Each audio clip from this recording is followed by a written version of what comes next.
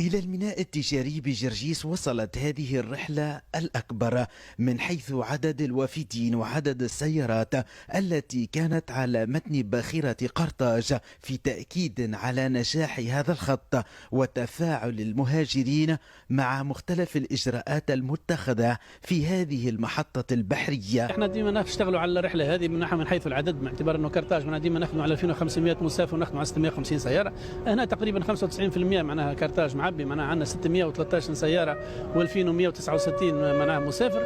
بالطبيعة معناها هذه في الأيام هذه اللي احنا فريمون نختبروا معناها الجاهزية تاع الميناء ونخدموا حتى على أكثر من هيك باش المواطن تاعنا كي يجي معناها يلقى الأريحية الكاملة في الإجراءات. رحلة استثنائية بتضافر الجهود الكل، تنسيق كبير، مشكورين زملائنا الكل في مصالح شرطة الحدود والأجانب، تعاون وتفاعل كبير، مشكورين معناها وليداتنا نتاع الأومبي، مشكورين الناس الكل. كان تحدي كبير اليوم لأن البابور معبي. إجراءات جديدة رافقت هذه الرحلة، انطلقت من الباخرة واستمرت لحظة الوصول وإلى حين مغادرة آخر مسافر عبر الميناء التجاري بجرجيس. قربنا حاجة باهية، حاجة ممتازة، حاجة احنا نسكنوا في بن قردان هنا تحت الخطوتين مونبا، معناها 15 مينيت تلقى روحك في الدار. يفرحنا برشا وحاجه تفرح ياسر من زرجيس. وحتى النظام خير من قبل ياسر، والاعوان زاد الله يرحم والديهم، والناس كلها امورها واضحه 5 حتى في الخدمات في الباخره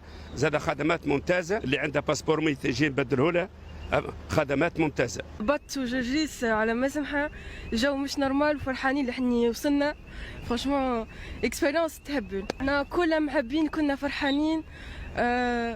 مش نورمال 100 على 100. معبيه ولاباس والله، كلهم معانا باهيين ما شاء الله. معبي كومبلي الباتو، كلها جو معنا من طوزر، من جربه، من بن قردان، تطاوين، الناس كل جت والناس كل منظمه. باهي البورت على جرجيس الحق يقرب للوطن ويقرب للجنوب ويسهل ويقصر المسافه، والصغيرات الوقت اللي بعدوه في الطريق يعدوه في مرتاحين في البط وواحد وفي البرود. ما نجمش نوصف لك قداش فرحتي توا، عامين ما روحتش ما شاء الله. سي بيان سباسي، ما عطلوناش، نورمال، تعدى كل شيء مريق.